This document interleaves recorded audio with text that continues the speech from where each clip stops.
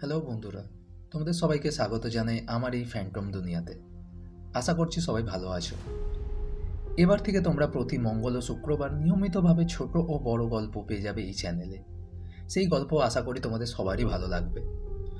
ভবিষ্যতে আরও অনেক চিন্তাভাবনাই রয়েছে, যা পরে অবশ্যই তোমাদের সাথে শেয়ার করব আমি। আজকে আমারই লেখা একটি ছোট গল্প নিয়ে তোমাদের কাছে হাজির হয়েছি।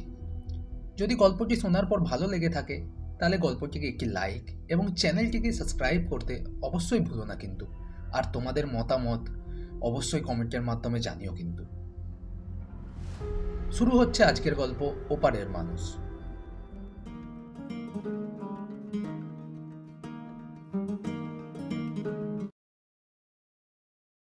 গল্পটি হলো আজ থেকে প্রায় 30 বছর আগেকার। তখন দেশ অতটা উন্নত হয়ে ওঠেনি, বাড়ি বাড়িতেও তখন বিদ্যুৎ পৌঁছায়নি। সেই সময় হাফিজুল তার বউ আফিয়াকে নিয়ে বাংলাদেশের কোনো এক গ্রামে বাস করত। গ্রামের লোক হাফিজুলকে খুবই ভালোবাসত। পেশায় সেই ছিল এক মাঝি। বেশ কিছুদিন ধরে হাফিজুলের অবস্থা ভালো যাচ্ছিল না।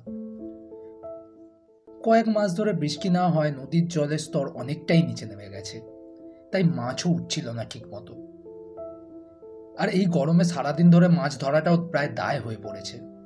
দিনের শেষে মাছ বিক্রি করে হাফিজুল যেই কটা টাকা পায় তাতে নৌকার ভাড়া মেটাতে আর পরের দিনের জন্য মাছের চারা কিনতেই সব শেষ হয়ে যায়। বেশ কিছুদিন ধরে নুন ভাত খেয়েই কাটছে তাদের জীবন। এরম ভাবি কতদিন চলবো বলতো? তুমি চিন্তা করো কেন, সবই ঠিক হইয়া যাইব। বেশ কিছুদিন ধরে এরামই চলতে থাকে। হঠাৎ একদিন বিকেলবেলায় আকাশ অন্ধকারে ছেয়ে যায়। খুব জোরে বাতাস চলতে থাকে। প্রায় 6 মাস পর আবার বৃষ্টির আভাস পাওয়া গেছে।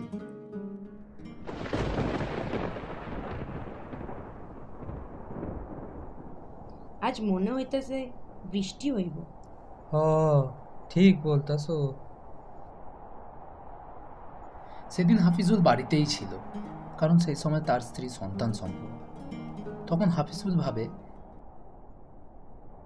একদিন পর বৃষ্টি হইব, আর যদি মাছ ধরতে না যাই তাহলে অনেক ক্ষতি হয়ে যাইব। এই ভাবতে ভাবতে হাফিজুল কিছু টাকা ও মাছ ধরার জালটা সাথে নিয়ে নদীর দিকে রওনা দেয়। আচ্ছা, আমি তাহলে আসতাছি, তুমি সাবধানে থাইকো। হ, তুমি সাবধানে যাইও। মাঝ নদীতে গিয়ে মাছের চারাগুলোকে জলে ছিটিয়ে দিয়ে জালটা ফেলে নৌকার ছোট ছাউনির মধ্যে গিয়ে বসে হাফিজুল। আজ মনে হইতাছে অনেক মাছ পামো। তখন ঝড় আরও জোরালো হয়েছে, বৃষ্টিও শুরু হয়েছে তার সাথে। হাফিজুলের আশার থেকে অনেক বেশি পরিমাণ মাছ উঠল সেদিন। মাছ বিক্রি করার পরও তার কাছে বেশ কিছু মাছ বেঁচে গিয়েছিল। সে ভাবে বাড়িতে গিয়ে মাছগুলো ভালোভাবে রান্না করে তার বউকেও খাওয়াবে। অনেক দিন পর আমার বউটা ভালো মন্দ কিছু খাওয়াইতে পারুম। কতদিন হইল বউটা আমার মন ভইরা মাছ খাওয়াই নাই। অনেকদিন পর তার বউকে একটু ভালো মন্দ খাওয়াতে পারবে ভেবে মনে মনে বেশ খুশি হচ্ছিল হাফিজুল। এই ভাবতে ভাবতে সে মাছগুলোকে নিয়ে নৌকার দিকে এগোতে থাকে। সে নৌকার কাছে গিয়ে দেখে এক মহিলা সেখানে দাঁড়িয়ে আছে। এ কি, এ কেডা? সে মহিলার কাছে গিয়ে জিজ্ঞেস করে, আপু, আপনি এত রাতে এই ঝড় জলের বাতাসে কি করতেছেন? আমি ওই পারে যাব। এত রাতে ঝড়জলের সময় কোনো নৌকা পাচ্ছি না। আপনার নৌকাটা দাঁড় করানো দেখে অপেক্ষা করছিলাম। যদি একটু সাহায্য করতেন তাহলে আমার উপকার হতো। হাফিজুল ভাবে, এই ঝড় জলের রাতে মাইয়া মানুষ বিপদে পড়ছে, না হয় একটু উপকার করিয়া দিল। এই ভেবে সে মহিলাকে নৌকায় বসতে বলে। মহিলা উঠে নৌকার ছাউনিতে গিয়ে বসে। হাফিজুল মাছগুলোকে নৌকার পিছন দিকে রেখে নৌকা নিয়ে রওনা দেয়। রাতের অন্ধকার তখন আরও ঘন হয়েছে, সাথে প্রবল বেগে ঝড় জলও শুরু হয়েছে।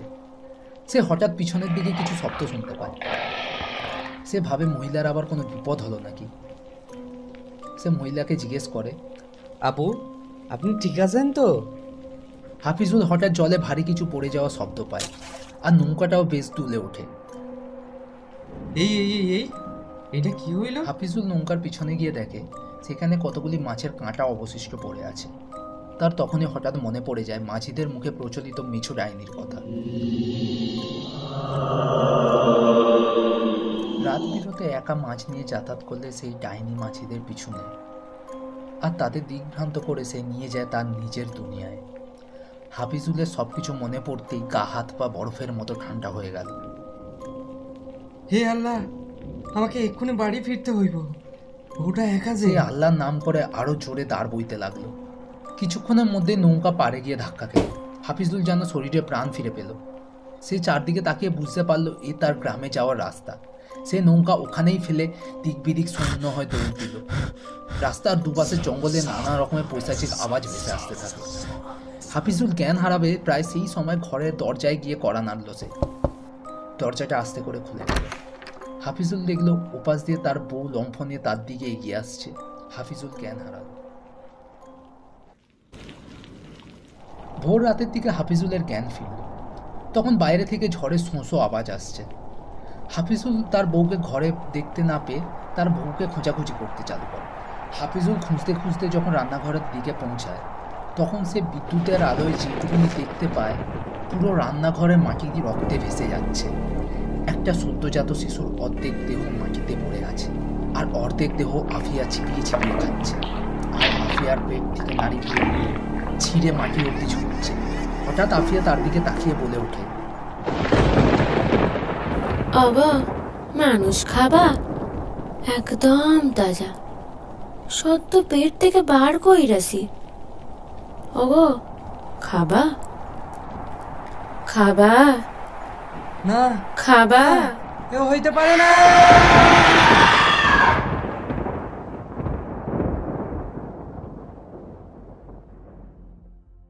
শেষ হলো আজকের গল্প ওপারের মানুষ। যদি গল্পটি ভালো লেগে থাকে তাহলে একটি লাইক এবং চ্যানেলটিকে অবশ্যই সাবস্ক্রাইব করে দিও। আবার দেখা হচ্ছে মঙ্গলবার নতুন একটি গল্প নিয়ে। ততদিন সবাই ভালো থেকো। টাটা।